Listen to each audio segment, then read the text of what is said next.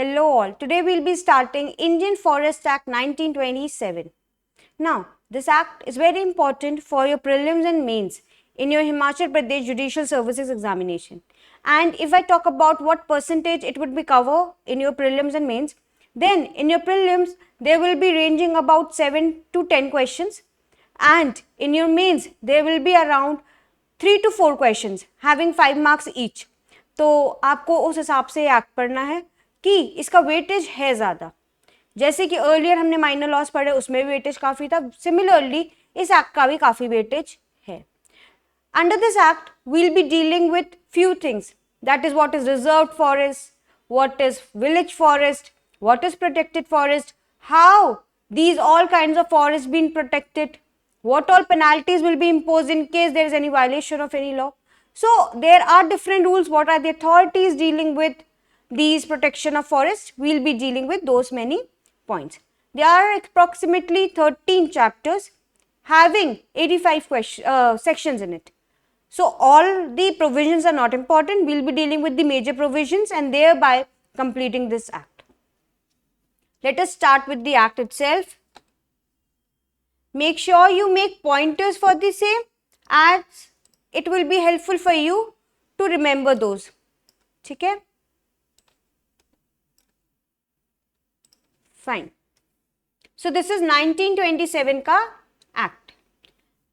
Preamble is important, as it says, an act to consolidate the law relating to forest, the transit of forest produce and the duty leviable on timber and other forest produce. So it relates to forest, the transit of forest produce and what all the duties be levy on the timber.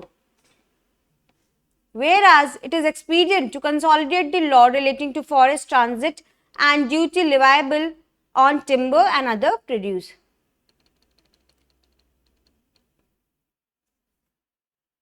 It extends to whole of India except the territories which immediately before the 1st November 1956 were comprised in the part B states. ठीक है? It as soon as it is presented, it extends, मतलब it is enforced in the whole of India except the territories जो कि exempted हैं. Interpretation clause is under section 2 and मैं आपको बता दूं, इससे पहले एक बार इस पे क्वेश्चन आ चुका है, वो भी बहुत रेयरेस्ट, मतलब कोई क्वेश्चन नहीं पूछता, उस पे क्वेश्चन आया कि what under which section owner is defined. या आया था, सेक्शन नंबर्स लिखे थे 4, 4A, 3, 3B ऐसे करके different random section numbers, and it was stated कि ओनर किस में डिफाइंड है. ठीक है, तो इसीलिए ये हमें याद करने की जरूरत है. देखिए क्लॉजेस की अगर मैं बात करूं सेक्शन 2 में तो सिर्फ 7 क्लॉजेस है, तो it is easy for you to remember the 7 clauses. So make sure each and every clauses remembered by you. ऐसा नहीं होना चाहिए कि ये इंपॉर्टेंट है वो इंपॉर्टेंट, क्योंकि अगर ओनर जैसा पूछ लिया, मे बी वो उसलिए भी पूछा होगा क्योंकि ये न्यूली एडेड है 4A, that is newly inserted, but आपको फिर भी सारे क्लॉजेस अपने याद रखने ही रखने हैं.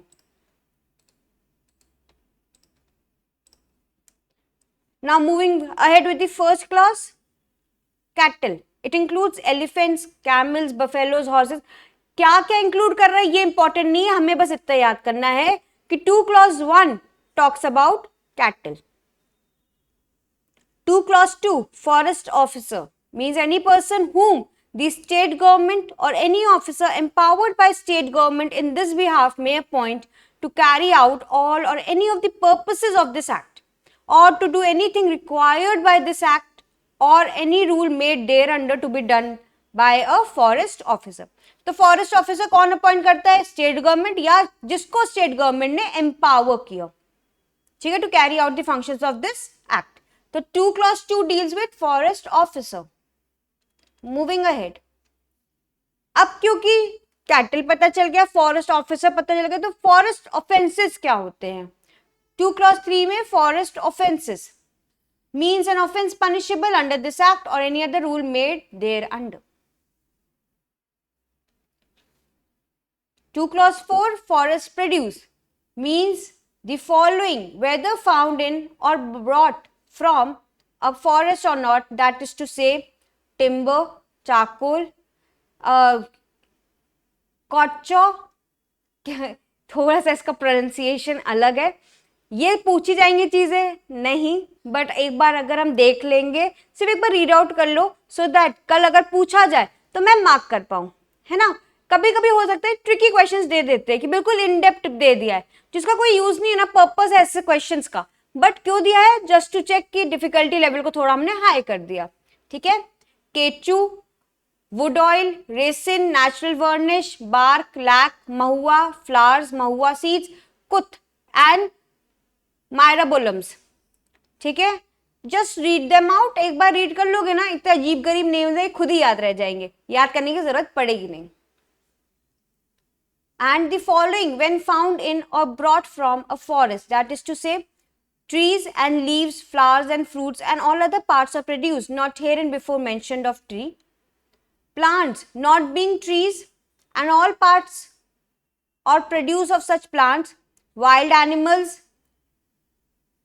skin, tusk, horns, bones, silk, cocoons, honey and wax and all other parts or produce of animals and peat, surface, soil, rock, minerals। अगर मैं बात करूं यहां पर पहले तो ऊपर दे दिया एक जनरल चीजें जो भी आपको फॉरेस्ट में मिलती है वो लिख दी गई, उसके बाद हमने और जनरलाइज किया उस टर्म को, जैसे कि trees and leaves, flowers and fruits etcetera, वो ट्रीज एंड लीव्स से ही हम कनेक्ट कर देंगे। फिर प्लांट्स, जरूर नहीं है कि हर एक ट्री ही हो, वहां पर प्लांट्स भी होते हैं, वाइल्ड एनिमल्स और उनसे रिलेटेड चीजें, एंड जो जनरल चीजें हमें वहां दिखती हैं, पीट, surface oil, rock, minerals etcetera, okay. Minerals includes limestone, laterite, mineral oils and all products of mines और क्वेरीज। 4A, अगर हम देखें 4A कब इंसर्ट हुआ, it is inserted under in your 1933, 1927 का ये एक्ट है, 1933 में इसका इंसर्शन हुआ है। Owner includes a court of wards in respect of property under the superintendence और चार्ज ऑफ सच कोर्ट। तो owner means court of wards, ये चीज आप याद रखेंगे। River includes any stream, canal, creek और other channels, natural or artificial. Timber includes trees when they have fallen or have been felled, and all woods whether cut up or fashioned or hollowed out for any purpose or not. तो timber का आपको definition याद करने की जरूरत है। ये कह रहा है जो trees गिर चुके हैं या जो गिराए गए हैं, ठीक है। trees when they have fallen or have been fallen, ठीक है, have been felled, sorry। तो इस केसेस में आप कहोगे कि वो टिम्बर है, या कोई वुड आपने काटा है या हैलो की है या फैशन अप किया है, जिस भी पर्पस के लिए हो उसको टिम्बर कहा जाएगा। Trees includes palms, stumps, brushwood and canes. हम बस एक बार पढ़ लेंगे थोड़ा बहुत, देखो जितनी बार आप इन चीजों को रीड करोगे ना, खुद पे खुद ये आपके माइंड में इंप्रेशन क्रिएट कर देंगी, आपको रटने की जरूरत नहीं है, ओके, क्योंकि इनका कोई बेसिस ही नहीं है। बट हाँ, कल क्वेश्चन आ गया तो we are able to justify it, हम घबराए ना और साथ में ऐसा ना हो कि हम आंसर ना कर पाए। Fine, now moving ahead with chapter 2 which talks about reserved forest. Chapters याद करने पड़ेंगे आपको कि चैप्टर 2 किस चीज से डील कर रहा है, रिजर्व्ड फॉरेस्ट से, और कौन सा सेक्शन है, section 3, power to reserve forest. Who has the power to reserve forest? It is the state government may constitute any forest land or wasteland which is the property of government or which the government has proprietary rights, or to whole or any part of the forest produce of which the government is entitled a reserve forest in the manner hereinafter provided। तो अगर मैं reserve forest की बात करूं तो state government is the authority who has the power to declare what? State government किसको declare कर सकती है? या तो किसी फॉरेस्ट लैंड को या तो किसी वेस्ट लैंड को, to constitute as a reserve forest. Pre के लिए ये चीज इंपॉर्टेंट है as well as for your mains में भी ऐसे सवाल आ जाते हैं कि रिजर्व फॉरेस्ट कॉन्स्टिट्यूट्स व्हाट। तो you simply has to write these terms giving the authority कि भाई स्टेट गवर्नमेंट के पास पावर है even if that is what is the requirement, second requirement चलो मैं यही डील कर लेती हूँ, प्रॉपर्टी ऑफ द गवर्नमेंट होना चाहिए या फिर जिस पे गवर्नमेंट का प्रोप्राइटरी राइट हो, या फिर कोई फॉरेस्ट प्रोड्यूस, या तो मेरे पास वोल्ड राइट है तो पार्ट में राइट है, जहां पर भी स्टेट गवर्नमेंट का राइट लाई कर रहा है उन चीजों पे वो रिजर्व फॉरेस्ट क्रिएट कर सकती है। मतलब सिंपल सी एक चीज हमने आज डिक्लेयर कर दी कि private property cannot be declared as a reserve forest. If there is a person who is having the proprietary right over that forest which he has man-madely created, in that case that cannot be by the state government, cannot be declared as a reserve forest. Notification, ये आपका एक बार pre में question पूछ लिया गया था, ठीक है, प्रीवियस ईयर क्वेश्चन है। ओहो मैंने उल्टा लिख दिया।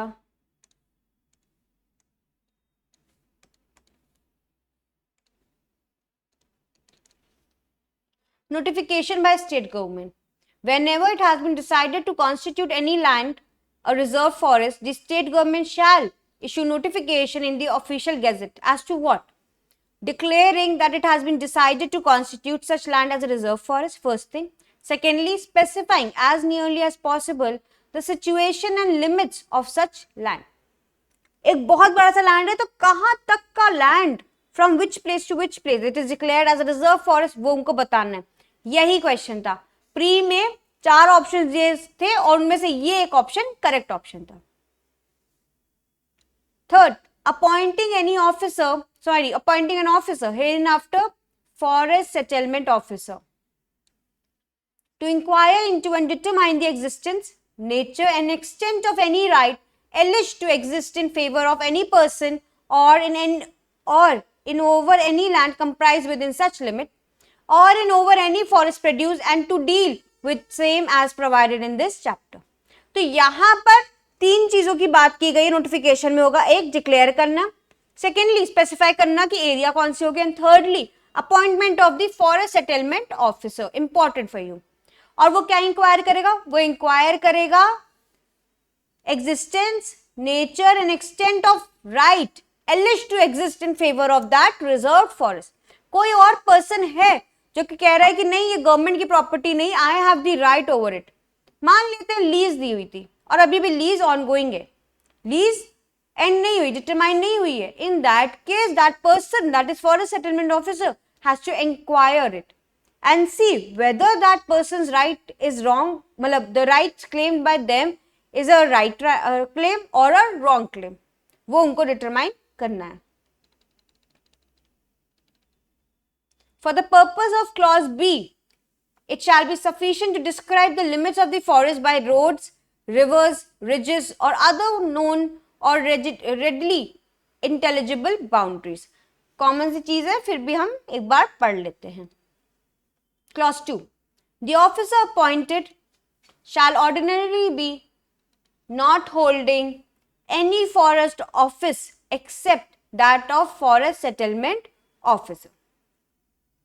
जो आपके ऑफिसर अपॉइंटेड हुए हैं वो होल्ड नहीं करेंगे कोई forest office except the forest settlement officer.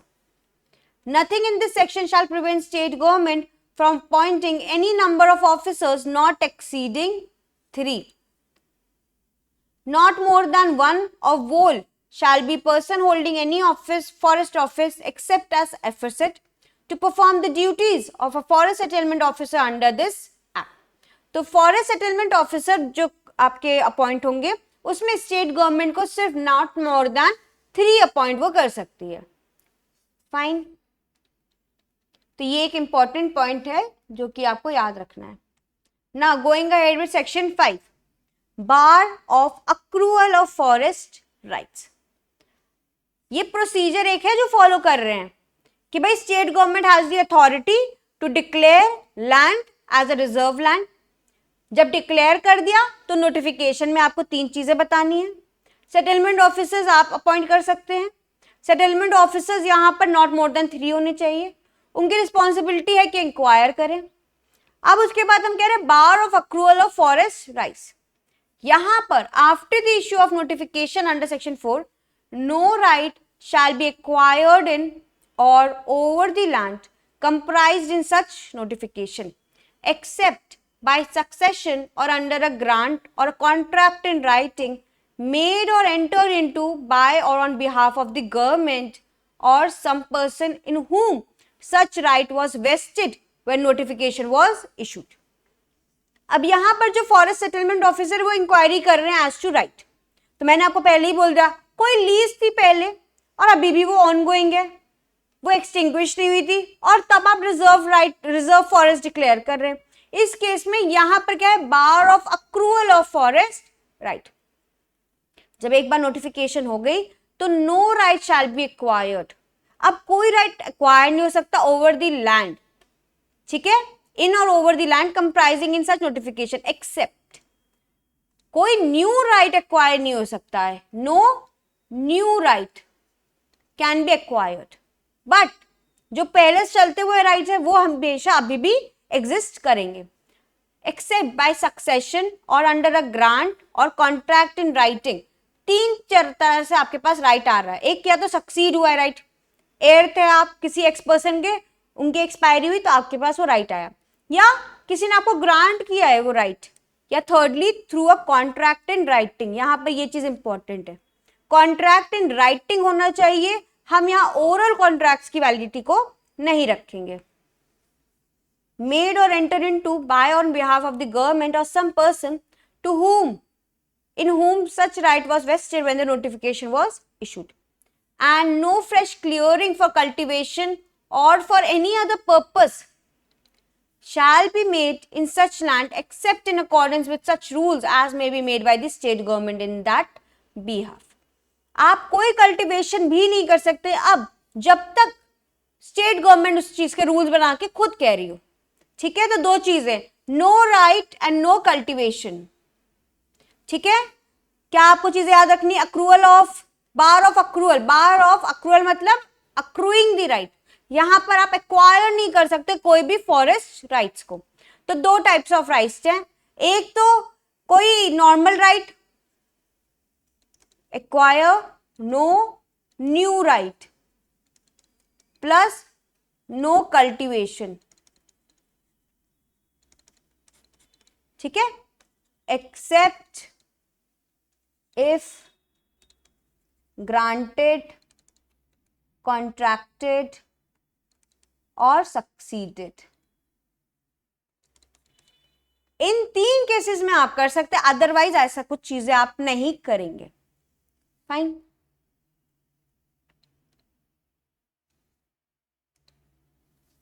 Section 6, proclamation by forest settlement officer। When a notification has been issued under section 4, the forest settlement officer shall publish in the local vernacular in every town and village in the neighborhood of the land comprised therein a proclamation।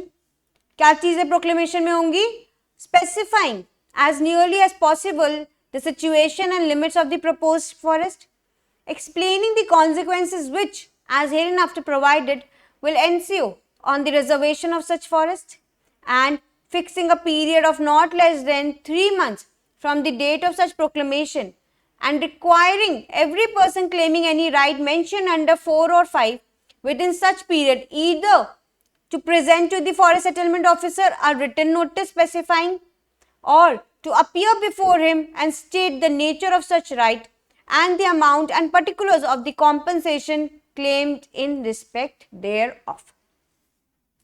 ठीक है। तो अगर थोड़ा सा अगर मैं procedure की बात करूं,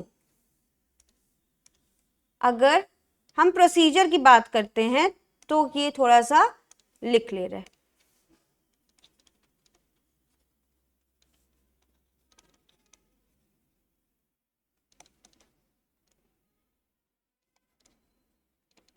procedure of declaring reserved forest. सबसे पहले सेक्शन 3 के अंदर state government to declare it,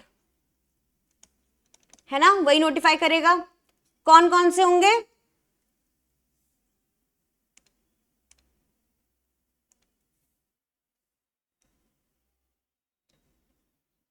Just a second.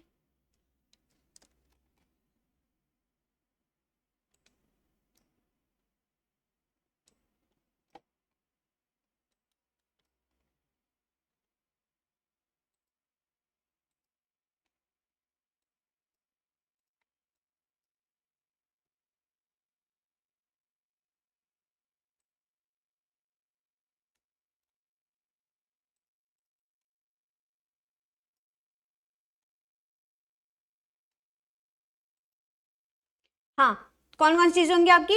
Forest land, waste land और फॉरेस्ट प्रोड्यूस, ओन्ड और having proprietary rights of government. ये चीज इंपॉर्टेंट है। जब एक बार डिक्लेयर हो गया तब स्टेट सेक्शन 4 के अंदर स्टेट गवर्नमेंट को नोटिफिकेशन जारी करनी है, ठीक है, रिलीज करनी है नोटिफिकेशन। अब इस नोटिफिकेशन में क्या क्या लिखा होगा? इंटेंशन टू डिक्लेयर, इंटरप्रेट करें अगर तो इंटेंशन टू डिक्लेयर किसी लैंड को, specifying area of such, and third appointment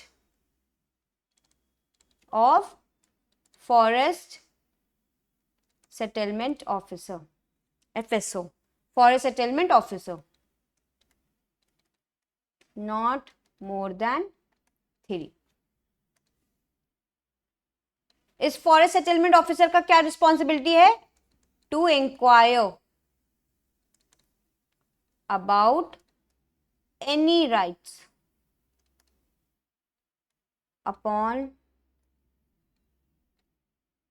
such land, ठीक है।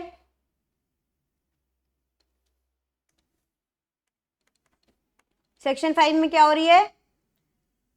FSO इंक्वायर कर रहा है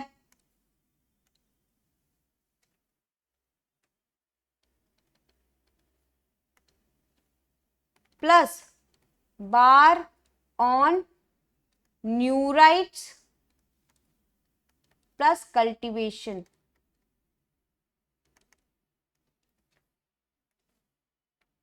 except when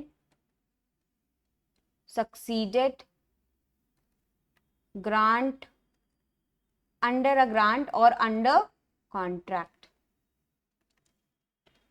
इन 3 चीजों के अलावा नहीं, plus under the rules made by the state government.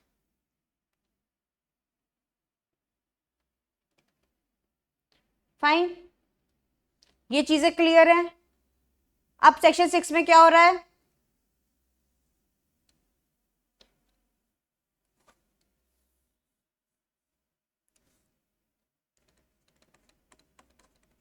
Proclamation by whom? By FSO। वो क्या क्या प्रोक्लेम कर रहा है? Specifying the area,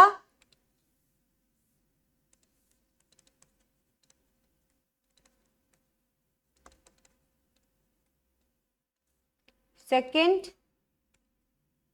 consequences which ensue, ठीक है, consequences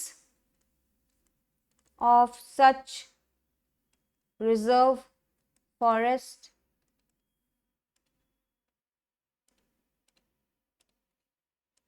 plus time allowed, that is not more than 3 months for claiming rights upon the land।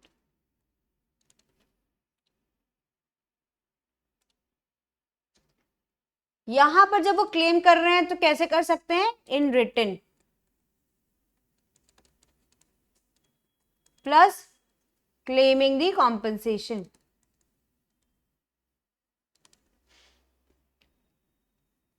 Fine.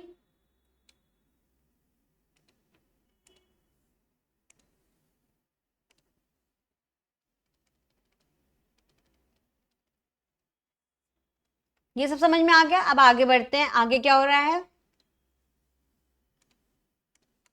Inquiry by forest settlement officer. The forest settlement, अब क्योंकि claims आए ना इधर, यहां पर आपके सेक्शन 6 में क्लेम्स आए हैं, तो अब उसका क्या हो रही है? उसकी इंक्वायरी यहां पर हो रही है सेक्शन 7 में। Shall take down in writing all statements made under section 6 and shall at some convenient place inquire into all claims duly preferred under that section and the existence of any rights mentioned in section 4 and 5 and not claimed under section 6 so far as the same may be ascertainable from the records of government and the evidence of any person likely to be acquainted with the same. तो फिर second अब आगे क्या बढ़ रहा है? Inquiry हो रही है हर एक क्लेम की जो कि स्पेसिफिकली क्लेम्ड हुए हैं सेक्शन 6 में, या जो कि क्लेम नहीं हुए हैं 4 और 5 में बट उनके राइट्स का नॉलेज है। ठीक, अब क्या चीजें हो रही हैं?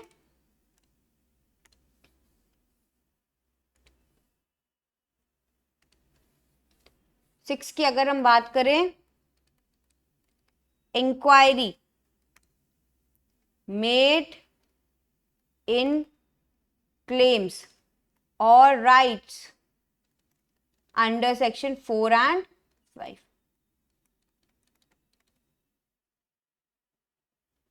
ब्रैकेट में आप सेक्शन नंबर भी लिख लो।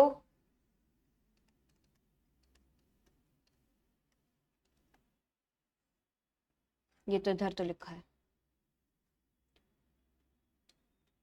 ठीक है। इंक्वायरी हो रही है to in the claims and everything.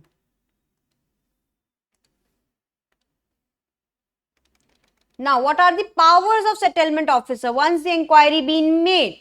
Now, what are the powers? Inquiry में हम क्या ascertain करेंगे? Government के records and the evidence given by the person. Section 8. For the purpose of such inquiry, the forest settlement officer may exercise the following powers. That is to say, power to enter by himself or any officer authorized by him for the purpose upon any land and to survey, demarcate and make a map of the same, and the powers of civil court in the trial of suits. तो दो चीजों के powers हैं। एक तो अगर हम generally मान लें कि सिविल कोर्ट का ही जैसा पावर, जो सारे सिविल कोर्ट्स के पावर होते हैं, वही सेम पावर हमने एफएसओ को दे रखा है। And secondly, to enter a place and to survey, demarcate and make a map of it.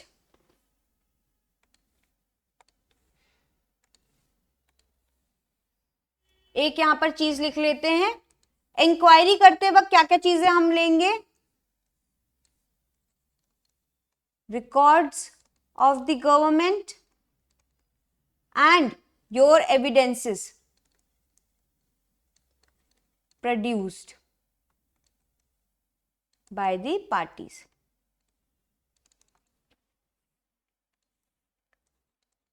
Seventh क्या हो रहा है आपका? Powers.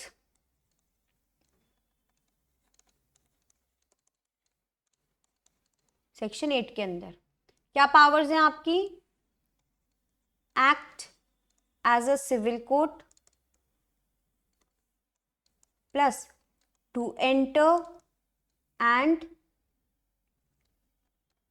demarcate, make a map, etc. on the land. To analyze what are the rights, whether the rights are correct or not, ये चीजें analyze करने के लिए. Now moving ahead. Section 9. Extinction of rights. Extinction मतलब खत्म हो जाना, किसी right का end हो जाना.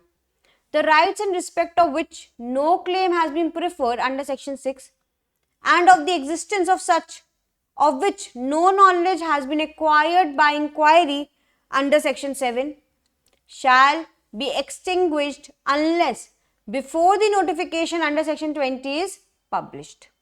The person claiming them satisfies the FSO that he had sufficient cause for not preferring such claim within the time fixed under section 6.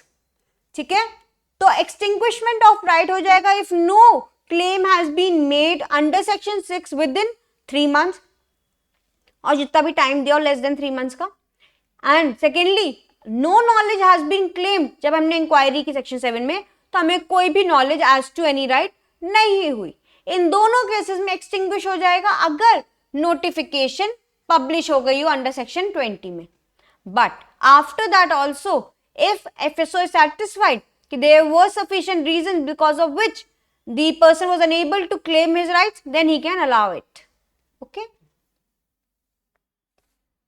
Section 10. Treatment of claims relating to practice of shifting cultivation. In the case of a claim relating to the practice of shifting cultivation, the Forest Settlement Officer shall record a statement setting forth the particulars of any claim and of any local rule or order under which the practice is allowed or regulated, and submit the statement to the state government together with his opinion as to whether the practice should be permitted or prohibited wholly or in parts. Shifting cultivation मतलब जहां पर एक जगह वो लोग अपना सो करते हैं, चीजें कल्टीवेट करते हैं, वो पूरी लैंड को बेयर कर देते हैं, बिल्कुल खराब बंजर जमीन करके कहीं और जाके फिर से कल्टीवेट करते हैं. शिफ्ट होती है कल्टीवेशन, और जो पहली वाली लैंड होती है ना वो बिल्कुल खत्म हो जाती है. तो जब वो उसमें आपके न्यूट्रिएंट्स ही नहीं रहे, आपके सपोर्ट ही नहीं रखा, उस पावर कब में सॉइल में सपोर्ट ही नहीं रहा है टू ग्रो अदर गुड्स, तो उस केस में क्या हो जाता है कि वो लैंड यूजलेस बन जाती है फॉर कल्टीवेशन. तो क्वेश्चन ये उठ रहा है कि अगर ऐसी कोई कल्टीवेशन होती है और उसका क्लेम होता है, तो यहाँ पर एफएसओ की ड्यूटी है कि वो चीज को जांचे पड़ताल करे और देखे कि क्या कौन सा ऑर्डर है, किस लोकल रूल के अंडर ये चीजें चल रही हैं. एंड सेकेंडली वो एक रिपोर्ट क्रिएट करेगा for the state government where he has to mention his own opinion कि whether it should be permitted और प्रोहिबिटेड. ठीक है, परमिटेड होनी चाहिए, प्रोहिबिटेड होनी चाहिए इन पार्ट और वोली, वो चीजें वो रिकमेंड करेगा. On receipt of the statement and opinion, the state government may make an order permitting or prohibiting the practice. If such practice is permitted, wholly or in part, the the Forest Settlement Officer may arrange for its exercise by altering the limits of the land under the settlement so as to exclude land of sufficient extent of a suitable kind and in a locality reasonably convenient for the purposes of the claimant, or by causing certain portions of the land under settlement to be separately demarcated and giving permissions to the claimants to practice shifting cultivation therein under such conditions as may prescribe. So thereafter the report has been made to the state government या तो allow कर सकती है या तो prohibit करती है. अगर अलाउ करती है तो एफएसओ को कुछ अरेंजमेंट्स करने, जैसे कि उसको डिफाइन करना होगा कि भाई ये लिमिट है, आप इसमें अपना कल्टीवेशन करिए, प्लस किस पोर्शन में करें, डिमार्केट, गिव परमिशन, सारी चीजें. मतलब अब now the burden has totally shift to FSO and he has to see whether this permitted act is done in a proper way और not. All such arrangements made shall be subject to the previous sanction of the state government. तो जो भी arrangements है वो previous sanction of the state government से ही associated होगी. The practice of shifting cultivation shall in all cases be deemed a privilege subject to the control, restriction and abolition of by the state government. तो जहां पर आपको allow कर दिया गया है, आप इसको एज अ प्रिविलेज मानोगे, जो कि कंट्रोल, रिस्ट्रिक्शन और अबॉलिशन है स्टेट गवर्नमेंट का, उससे अबव रहेगा ये चीज, क्योंकि आपको अलाउ किया गया और एक्सप्रेसली अलाउ किया है. Power to acquire land over which right is claimed. In the case of a claim to a right in or over any land other than a right of way or right of pasture or right to forest produce or a water course, the FSO shall pass an order admitting or rejecting the same in whole or in part. जहां पर rights के claim हो रहे हैं इन और over land other than right of way, right of Pasteur, Pasteur मतलब अपने kettle को वहां पर चढ़ने देना इन हिंदी, और in right to forest produce, water course, ये चीजों को लेके ये आपके लिए इंपॉर्टेंट है। ठीक है, 4 चीजों को लेके शैल पास एन ऑर्डर एडमिटिंग और रिजेक्टिंग द सेम। तो कोई भी राइट्स या तो एडमिट हो सकते हैं या तो रिजेक्ट हो सकते हैं अदर देन दीज राइट्स। आगे बढ़ते हैं। If such claim is admitted the FSO shall either exclude such land from the limits of the proposed forest, come to an agreement with the owner thereof for the surrender of his right। या तो allow कर दिया गया है admit का, तो हम 2 चीजें अभी तो बता रहे हैं, एक या तो एक्सक्लूड कर देंगे उस लैंड को कि रिजर्व लैंड में हम ये चीज इंक्लूड नहीं करते हैं, या फिर हम रिक्वेस्ट करेंगे, ऐसे अरेंजमेंट बनाएंगे कि भाई सरेंडर ही कर दो अपना राइट, ओनर से कहेंगे प्लीज सरेंडर योर राइट। जहां पर क्लेम्स अलाउड हो गए कि हाँ भाई क्लेम तो ट्रूथफुल है, तो या तो हम उसको काम करने देंगे उस पे कल्टीवेशन, या तो हम कहेंगे भाई सरेंडर कर लो अपने राइट। और proceed to acquire such land in the manner provided by the land acquisition act. तो जो लैंड एक्विजिशन एक्ट है, जहां पर गवर्नमेंट के पास अथॉरिटी होती है to acquire any private properties land. क्यों? क्योंकि राइट टू फंडामेंटल मतलब fundamental right to property is no right, it is merely a statutory right, so that is why the state government or the government has power to acquire your land। तो या तो आप surrender खुद करें या तो हम एक्विजिशन में चले जाएंगे, और एल्स लग रहा है तो हम एक्सक्लूड कर देंगे उस लैंड को फ्रॉम द रिजर्व्ड लैंड वाला area. For the purpose of so acquiring such land the forest settlement officer shall be deemed to be a collector proceeding under the land acquisition act. तो अगर acquisition हो रहा है, अगर sub clause 3 लग रहा है तो सब सेक्शन 3 एप्लीकेबल है, जहां पर फॉरेस्ट सेटलमेंट ऑफिसर आपके बन जाएंगे collector. The claimant shall be deemed to a person interested in appearing before him in pursuance of a notice given under section 6 of that act. ये important नहीं है क्योंकि हमको लैंड एक्विजिशन एक्ट नहीं करना है। The provisions of the preceding section of the Act shall be deemed to have been complied with. The collector, with the consent of the claimant, or the court, with the consent of both the parties, may award compensation in land or partly in land and partly in money. आपको बस अगर मैं बात करूं इस section में, तो ये जो चीजें हैं ये याद रखनी है, प्लस ये वाला प्रोविजन 3 क्लॉज 8, जहां पर आपको क्या कहा जा रहा है, फॉरेस्ट सेटलमेंट ऑफिसर को एक कलेक्टर बनाया जा रहा है, और बाकी प्रोविजंस आपके लैंड एक्विजिशन एक्ट के ही लगेंगे। Order on claims to rights of pasture और of forest produce. In the case of a claim to right of pasture और to forest produce, the FSO shall pass an order admitting और rejecting the same in whole और in part. यहां पर right as to pasture और forest produce है, तो या तो एक्सेप्ट करेगा या तो रिजेक्ट करेगा। 13. Record to be made by forest settlement officer. The forest settlement officer, when passing any order under section 12, shall record, so far as may be practicable, the name, father's name, caste, residence, occupation of the person claiming that right, and designation, position,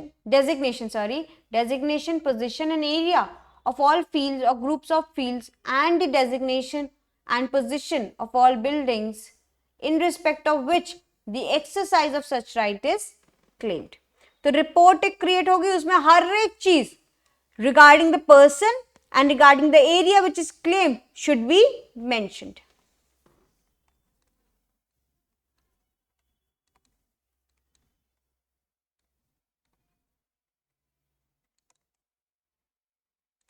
ठीक है, दोनों चीजें person और plus area claim की details mention होनी चाहिए।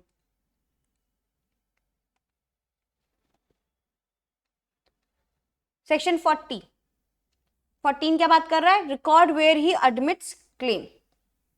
If FSO admits in whole or in part any claim under section 12, he shall also record the extent to which the claim is so admitted, specifying the number and description of the cattle which the claimant is from time to time entitled to gaze. Pasteurization का है ना, तो gazing भी allowed है. In the forest, the season during which such pasture is permitted, the quantity of timber and other forest produce which he from time to time authorized to take or receive, and such other particulars at the case may require. He shall also record whether the timber or the forest produce obtained by the exercise of this right may be sold or bartered. Everything regarding two rights. अगर हम section 12 की बात कर रहे हैं तो वहां दो ही राइट्स तो क्लेम हो रहे हैं, as to pasture and forest produce. इसीलिए आपके लिए सेक्शन इंपॉर्टेंट बन जाता है, क्योंकि दो राइट्स क्लेम किए जा रहे हैं, राइट टू क्लेम pasture और फॉरेस्ट प्रोड्यूस. तो रिकॉर्ड करना है वहां पर सारी डिटेल्स, प्लस अगर अलाउ कर रहे हैं तो एफएसओ को कुछ चीजें बतानी है कि अगर अलाउ करे तो वोली अलाउ करे, पार्टली, किस एरिया में अलाउ कर रहे हैं. चलिए यही लिख लेते हैं. Record the extent to which the claim is admitted. सबसे पहली चीज, किस एक्सटेंट तक वो क्लेम एडमिट हुआ है. Name and description of the cattle, किस टाइम टू टाइम आप गेज कराओगे, ये किस सीजन में गेजिंग होगी, ये चीज. अगर ये तो हो गया आपका पैस्चर से रिलेटेड. अब अगर फॉरेस्ट प्रोड्यूस है तो किस क्वांटिटी में आप forest produce that is timber आप वो चीज ले रहे हो, ठीक है, और कोई और पर्टिकुलर्स जो कि नेसेसरी हो. एंड थर्डली, क्या ये सोल्ड होगा, बार्टर्ड हो सकता है, ये चीजें भी आप मेंशन करोगे. तो चार चीजें रिगार्डिंग पास्चर राइट एंड तीन चीजें रिगार्डिंग योर फॉरेस्ट प्रोड्यूस. ये सारी चीजें रिपोर्ट में मेंशन होनी चाहिए. Exercise of right admitted. After making such record, the FSO shall, to the best of his ability and having due regard to the maintenance of the reserved forest in respect of which the claim is made, pass such orders as will ensure the continued exercise of the rights so admitted. ठीक है.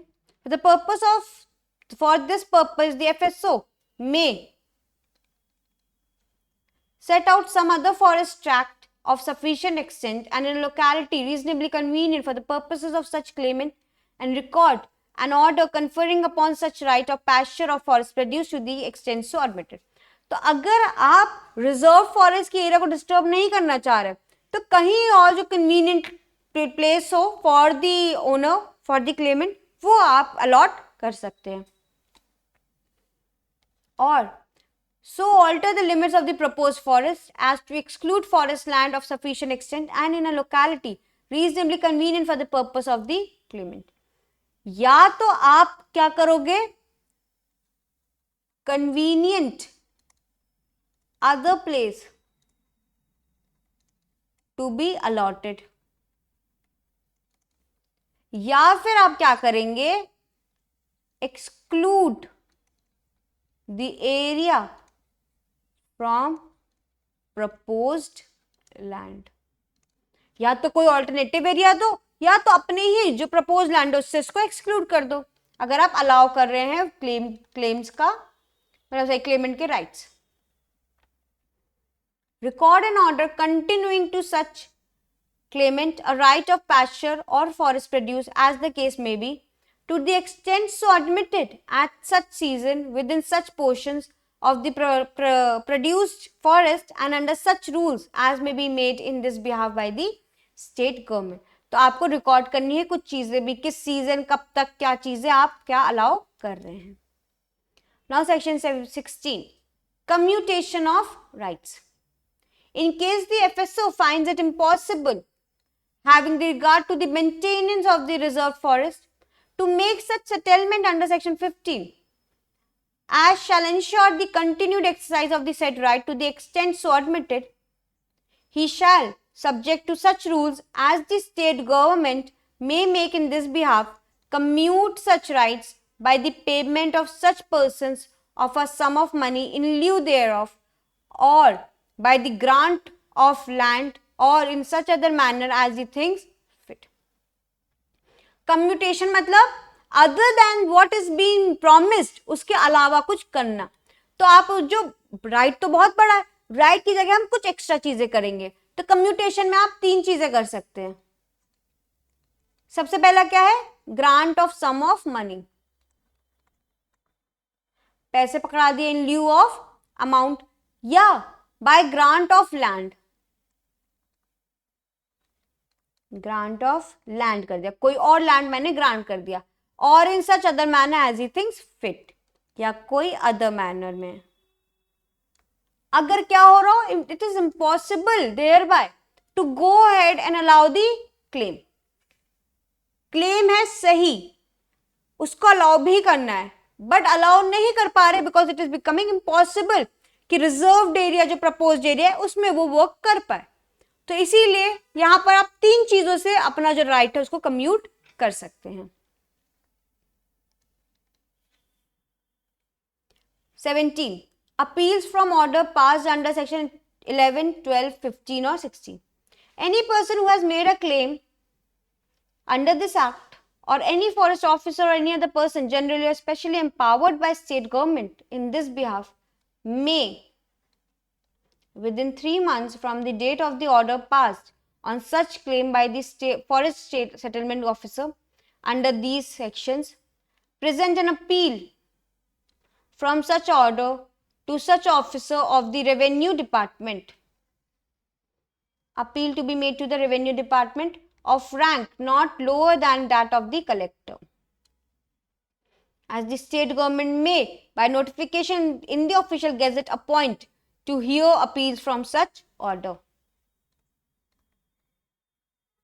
Appeals within 3 months to revenue department के कोई officer. और क्या लिखा है? Not below collector. मैं चाहती तो आपको डायरेक्टली कलेक्टर भी लिखवा सकती थी, पर नहीं लिखवाएंगे. कलेक्टर नहीं आएगा, कल अगर ऑप्शन में आएगा तो officer of a revenue department लिखा होगा, और लिखा होगा rank not lower than what. तो अगर यहां पर कुछ भी घुमा फिरा के पूछा जाए, इसीलिए हमको हर एक चीज वैसे ही डिकोडिंग करनी भी है. Provided that the state government may establish a court, hereinafter called the forest court, composed of 3 persons to be appointed by the state government, and when the forest court has been so established, all the appeals shall be presented to it. This is important कि किस section के अंदर आपके forest court बन रहे हैं, उसमें कितने मेंबर्स होंगे, कौन उसको कॉन्स्टिट्यूट करेगा. ठीक है, forest court having 3 members and made by the state government. और फिर अपील्स किसको जाएगी? इनको, और to forest court.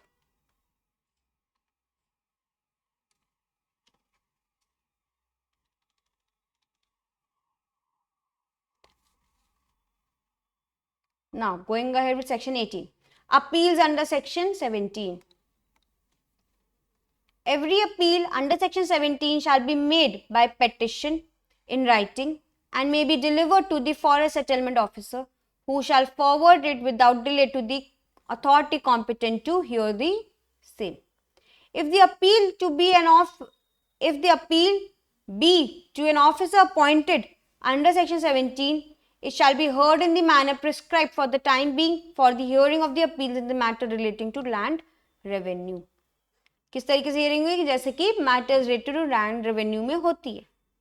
If the appeal to be the forest court, the court shall fix a day and a convenient place in the neighborhood of the proposed forest for hearing the appeal, and shall give notice thereof to the parties and shall hear appear accordingly.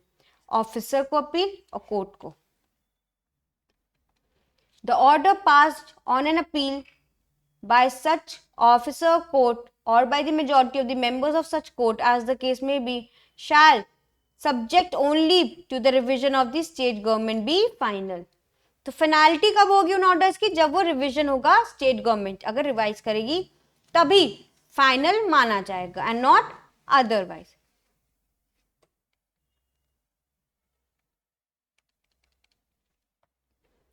Section 19, pleaders. The state government or any person who has made a claim under this act may appoint any person to appear, plead an act on its or his behalf before the FSO or the appellate officer or the court in the course of any inquiry or appeal. ठीक है, pleader इसके अंदर appoint हो रहा है. अब एक बार जरा प्रोसीजर एज टू अपील लिख लेते हैं. Appeal in a petition form is made to FSO, who gives to the either officer of revenue department or to the court. Officer कैसे डील करेगा? as to matters related to land revenue, as matters related to land revenue. On the other hand court कैसे deal करेगा? Fix करेगा एक day और convenient place. Fix a date plus place. वो normally hear करेगा, notice देगा plus notice. Okay, this is how appeal procedure is to be followed. Now moving ahead with section 20. Notification declaring reserve forest. Claim सारे इस notification से पहले होने, अब notify हो रहा है. When the following events have occurred, namely, the period fixed under section 6 for preferring claims has elapsed, and all claims, if any, made under that section or section 9 have been disposed of by the forest settlement officer. If any such claims have been made, the period limited by section 17 for appealing from the orders passed on such claims has elapsed, and all appeals presented within such period has been disposed of by the appellant officer or court, and all lands to be included in the proposed forest with the forest settlement officer has under section 11 elected to acquire under Land Acquisition Act have become vested in the government under section 16. तो 3 चीजों के करने के बाद ही notification हो सकती है. First, all claims have been disposed of or time elapsed. Second, all appeals disposed of or time to prefer appeals elapsed. And lastly, land acquired. अगर लैंड एक्विजिशन हो रहा है तो लैंड एक्वायर हो गया एज पर under LA act, land acquisition. After all these things, state government shall publish a notification in the official gazette specifying definitely according to boundary marks erected or otherwise the limits of the forest which is to be reserved, and declaring the same to be reserved from the date fixed by the notification. From the date so fixed, such forest shall be deemed to be a reserved forest. कोई date जो fix की गई under the notification, उसके बाद से reserve forest बन जाएगा.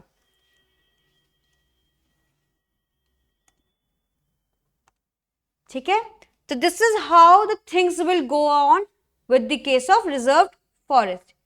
अब आपका सेक्शन 21 से, गिव मी अ सेकेंड, ये आपका स्टेट अमेंडमेंट है.